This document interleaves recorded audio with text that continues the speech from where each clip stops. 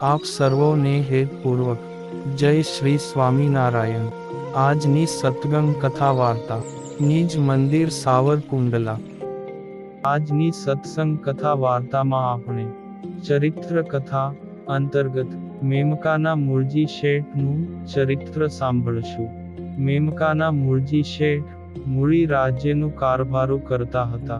તે વખતે મૂળીમાં સંવંત 1859ની સાલમાં શ્રી હરિ પધાર્યા હતા અને અલર્ક વાવના મતવાલા પર ધ્યાનસ્થ થઈને બિરાજમાન હતા। ત્યાં જ મૂળજી શેઠ અલર્ક વાવે આવ્યા ને વાવના પથ્થર ઉપર મહાયોગી સ્વરૂપે બિરાજેલ શ્રી હરિના દર્શન કર્યા। દર્શન કરતા જ શેઠનું દિલ ઠર્યું। પછી થોડી વાર એ મનોહર મૂર્તિના દર્શન કરતા થકા એકાગ્ર ચિત્તે ઊભા રહ્યા। ત્યાં શ્રી હરિજી ધ્યાનમાંથી જાગૃત થયા। તે થોડી વાર શેઠ ત્યાં બેઠા। શ્રી હરિએ તેમને મુમુક્ષુ જાણ્યા ને ચરિત્ર કરતા શ્રી હરિએ ચરણારવિંદ લાંબા કર્યા। શ્રી હરિના ચરણારવિંદમાં રહેલા 16 ચિહ્નના શેઠને દર્શન થયા। તે જોતા જ મૂળજી શેઠ અચંબો પામી ગયા। અંતરમાં ઝબકારો થયો કે આ ચોક્કસ પરમેશ્વર હોવા જોઈએ। ભગવાન સિવાય કોઈના ચરણમાં 16 ચિહ્ન હોય નહીં, પરંતુ સામુદ્રિક શાસ્ત્રમાં ભગવાનના અંગ ઉપર 32 ચિહ્નો પણ કહ્યા છે।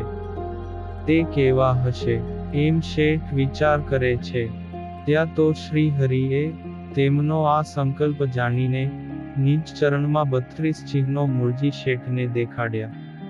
પછી વળી શેઠે વિચાર કર્યો કે શાસ્ત્રમાં 64 ચિહ્ન પણ કહ્યા છે, તે કેવા હશે।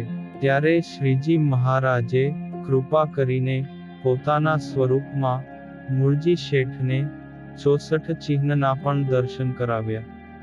પછી વળી મૂળજી શેઠને વિચાર થયો જે સામુદ્રિક શાસ્ત્રમાં જેમના અંગો ઉપર 84 ચિહ્નો હોય તેમને અવતારના અવતારી પુરુષોત્તમ નારાયણ કહેવાય એમ કહ્યું છે, તે ક્યાં ક્યાં હશે એમ જ્યાં વિચાર કરે છે ત્યાં તો કરુણામૂર્તિ શ્રી હરિજી મહારાજે મૂળજી શેઠને 84 ચિહ્નો દેખાડ્યા।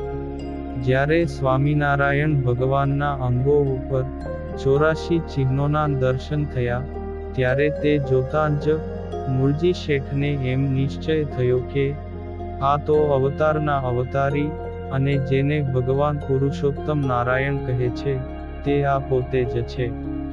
ત્યારે એ સમયે મૂળજી બ્રહ્મચારી આવ્યા, એટલે મૂળજી શેઠે બ્રહ્મચારીને પૂછ્યું કે આ કોણ છે। ત્યારે બ્રહ્મચારી કહે છે, આ તો સ્વામિનારાયણ ભગવાન છે। પછી શ્રીજી મહારાજે પૂછ્યું કે તમે ક્યાં રહો છો।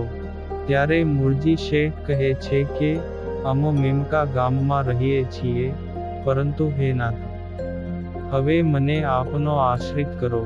ત્યારે શ્રી હરિએ તેમને વર્તમાન ધરાવ્યા। શેઠને બહુ જ આનંદ થયો। તે સમયે દરબારમાં રસોઈ તૈયાર થઈ, એટલે વિપ્ર બોલાવવા આવ્યા। ત્યારે શ્રી હરિ, બ્રહ્મચારી અને શેઠ સાથે જમવા પધાર્યા। મૂળજી શેઠને શ્રી હરિનો પરિપૂર્ણ નિશ્ચય થયા પછી મૂળીથી પાછા મેમકા આવ્યા। તેઓ ખૂબ ભણેલા, વાચાળ અને મુમુક્ષુ હતા।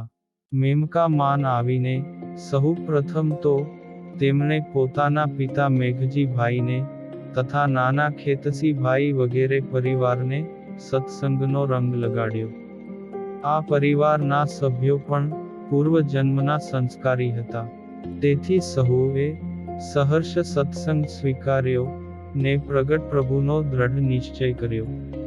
ત્યારબાદ તેમના મિત્ર હંસરાજ સુતાર, પટેલ શ્યામ કણસાગરા તથા પટેલ શ્યામજી અગોલા તથા મેથાણના અજા પટેલ અને રામગરી ગામના જીવા પટેલ વગેરેને પણ તેમણે સત્સંગ કરાવ્યો હતો।